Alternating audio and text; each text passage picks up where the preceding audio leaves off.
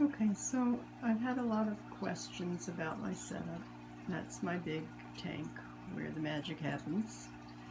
Um, right now, what I have had to do, which is working out pretty well, it's jury rigged, but for my purposes, it works really well. I've got the 55-gallon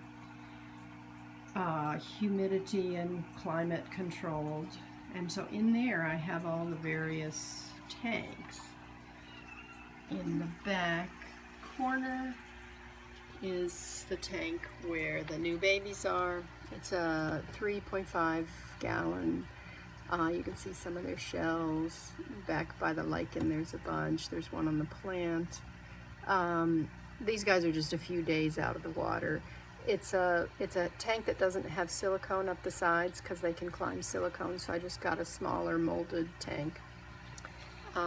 Next to that is the tank where I have the two from the very first spawn that survived.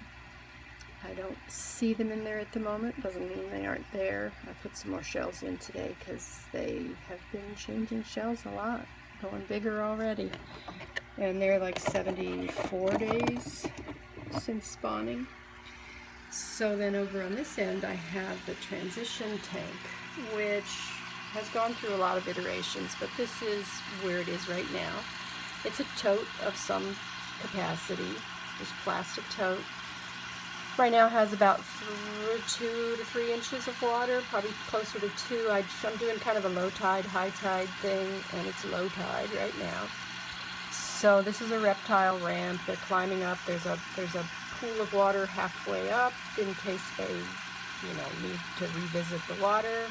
It's just how the reptile thing was made, so I refresh it and keep it nice.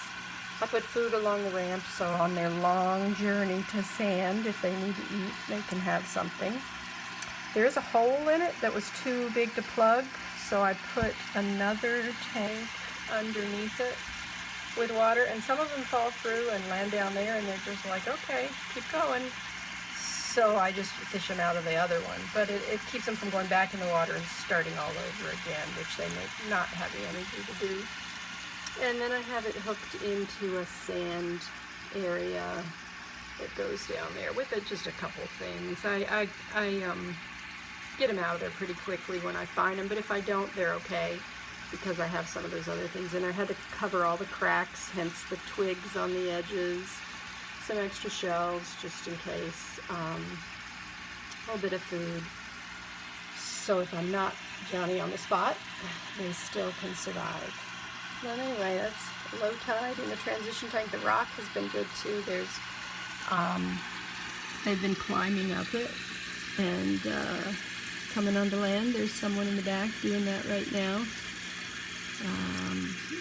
Two of them. It just gives them another way to get up. And there's another one coming up. Today's been a busy day. I've got 33 in that small tank and probably 6 or 8 on land. There's another one coming up. He's making his way. I just put a little tiny bloodworm in front of him to give him incentive and energy. Anyway, I'll pull back so you can see the whole thing. So not very fancy, but it accomplishes what I need it to accomplish, and I'm getting everything at one temperature, consistently for their 3 stages. Anyway, there you have it.